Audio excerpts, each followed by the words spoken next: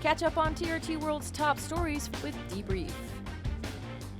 I mean, it was a big day for Donald Trump. Thank you. Bye-bye. No worries, 4 minutes. Thank you. First set leads 6-1 against. President Trump has doubled down on his statement that a ceasefire between Israel and Hamas could be reached within days. We've had another Truth Social post from him, just a one-liner saying, make the deal in Gaza, get the hostages back. So he's coming here. We're going to talk about a lot of things. We're going to talk about the great success we had, but we're also going to talk about Gaza. President Trump, who's going to dangle a couple of carrots, so to speak, in front of Netanyahu. One is trying to save him from those corruption trials he's facing, but also try to sweeten the deal for an end to the war in Gaza by talking about normalization deals with several Arab countries. Donald Trump says Israel has accepted the terms of a 60-day truce in Gaza. He's urged Hamas to agree, warning the situation in the Gaza Strip will worsen if they do not. Hamas is inclining to say yes, but they did make some small amendments because of the fact that this agreement, this proposal for an agreement, does not literally state an immediate end to the hostilities. Hamas has responded positively to this proposal by Donald Trump. He expected a response by Saturday. He's got one sooner than that. And it seems that it's a positive response with minor changes according to TRT World sources. As far as everyone's here is concerned in Gaza, after more than 20 months of war, people are currently crossing their finger, praying for the best, because they have lost everything. They've lost their loved ones, they've lost their livelihoods, they've lost the future of their children, and they just want to rebuild their lives. As everyone awaits the next move on any ceasefire, the UN Special Rapporteur on the occupied Palestinian territories is zeroing in on those who help maintain war. Francesca Albanese says many international companies are profiting from the war in Gaza and Israel's illegal occupation of Palestinian territories. She's listed 48 companies, from weapon makers and energy companies to US tech giants. Her report found these firms have failed to fulfill their legal responsibilities to stop supporting Israel's illegal actions. Yes, companies must be held accountable, either before courts, like through judicial proceedings, or, and this is a very easy way in a system, in a capitalist system like ours, where economies are and markets are globally connected, by voting through their wallet. There could be no better birthday present for America than the phenomenal victory we achieved just hours ago when Congress passed the one big, beautiful bill to make America great again.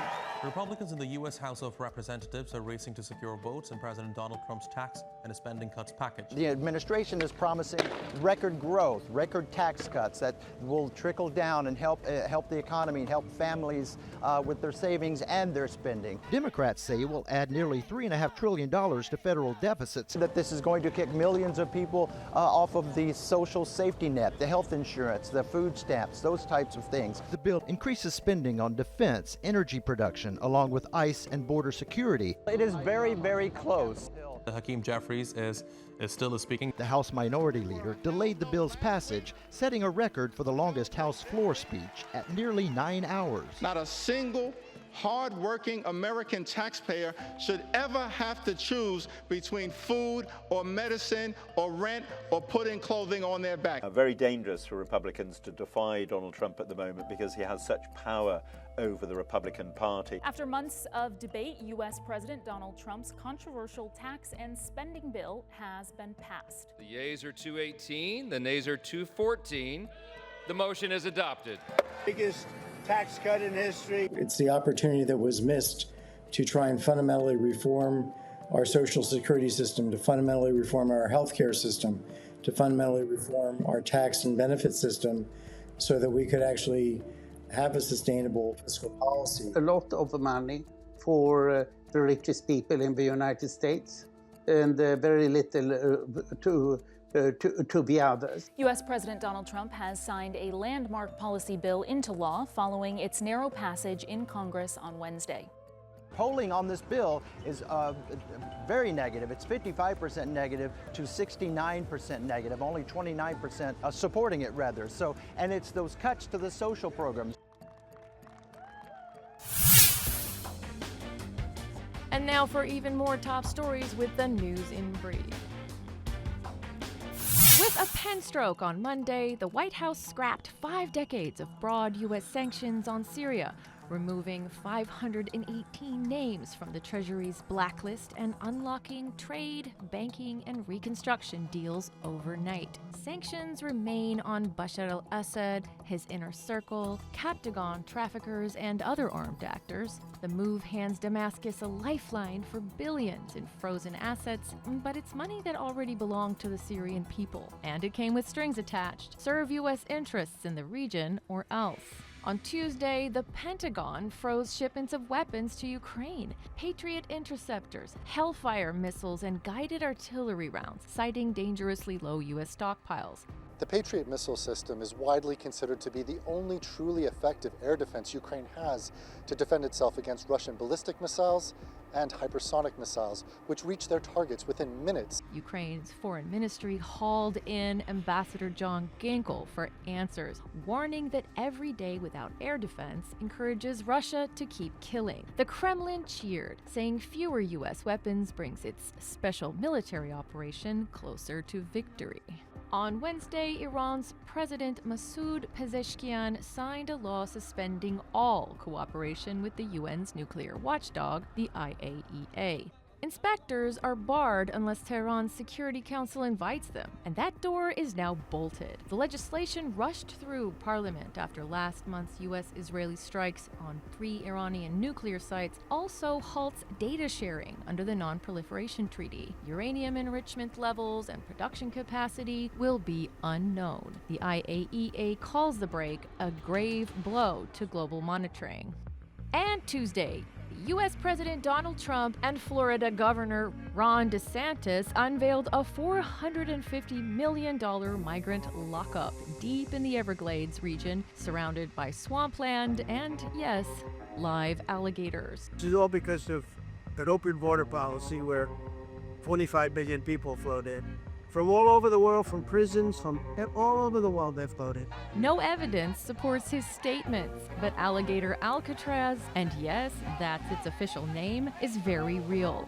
With up to 5,000 detainees, National Guard on the towers, and deportation rulings in as little as 48 hours. And Trump's claims that detainees are violent criminals are also flimsy. A June Cato Institute report says the data shows 65% of the more than 200,000 people booked in over the last 9 months have no criminal convictions.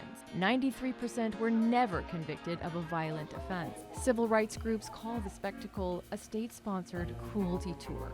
Activists from all over Florida have come here to protest the president's visit. They say the new detention facility is a concentration camp built on indigenous land. And a severe heat wave across southern Europe has triggered several wildfires, damaging forests, towns, and infrastructure. More emergency crews on their way into Izmir. As wildfires continue to burn in Turkey's western province, these fires broke out last week, with around 50,000 people being evacuated from their homes. The Turkish government says it's doing everything possible to help. It's not just Turkey struggling, neighboring Greece is too. Here in the town of Koropi, 30 kilometers from the capital Athens, fire crews attempt to douse a new blaze. The heatwave is also affecting one of Europe's most significant rivers. The Danube is seeing unusual low amounts of water. Traveling along it are being forced to leave more than half their cargo behind. And don't forget TRT World's programs, Africa Matters, Money Talks, and Beyond the Game. Corporate debt have smashed records as investors flee US markets amid trade tensions. Demand for risky European corporate bonds is soaring, driving borrowing costs lower and opening the door for companies that had long been locked out of funding. In June alone, sales of high-yield European corporate bonds skyrocketed to an astonishing $27 billion, smashing the previous record by a massive $6 billion. Not only that, the number of deals hit an all-time high of 44 for the month. We don't know for now if it's a blip or a longer-term pattern, but we are seeing investors ditch US stocks, essentially, whether in the short term or long term. What do you think is behind this? Well, it'd be a hell of a coincidence if it wasn't related to things that are happening in Washington and over in the US. Ultimately, we have seen this move away from the US, whether it's the story of the end of US exceptionalism, whether it's short-term or long-term, more likely to be short-term in nature in my mind. Certainly when you're looking at borrowing costs at the moment, we have significantly lower borrowing costs in mainland Europe. That explains a lot of this move, but also it's a question mark of whether it's US money moving to Europe or whether it's the money from around the world. In Kenya, we catch up with refugees there who are struggling with displacement and are now trying to survive devastating funding cuts. Some young refugees in the Kakuma camp are finding solace in traditional dancing. The Acholi traditional drum and open calabash echoes through the Kakuma refugee camp. It's a celebration of culture for dancers like Gladys Amwony, who has lived in the camp for 8 years. I got here when I was 12 years old and now I'm 20. I still like the traditional dance because when I was home, I liked the traditional dance. But for this group, there's also another motivation. Every lunchtime, members of the camp meet on the playground to try to dance away their hunger. Skipping lunch helps them to stretch their monthly food rations, which are reduced by half due to the Donald Trump administration's cuts to US aid. Their intake currently sits at 30% of the UN nutritional recommendation per person. Trump's decision to freeze foreign aid earlier this year has put countless crucial humanitarian programs around the world at risk. The World Food Programme warns that unless it gets $44 million soon, full food rations and cash assistance for the 700,000 refugees in Kenya will dry up in a matter of weeks. To Wimbledon, where it wasn't just the tennis that's had people talking. A heatwave's gripped the championships, with players, fans and staff all feeling the strain. Forget the tennis, today's battle is with the sun. Monday was officially the hottest start to Wimbledon ever, 32 degrees and climbing. And Tuesday is expected to be a whole lot hotter. The air is thick, the grass is crisp, and shade is more valuable than centre court tickets. Players are using ice towels on changeovers just to keep going, while fans have brought their own fans. Some are sheltering under umbrellas and others are bathing in sunscreen. It's also a terrible day to be a British strawberry. They're going down faster than second serves. Welcome to the sweatiest start in SW19 history.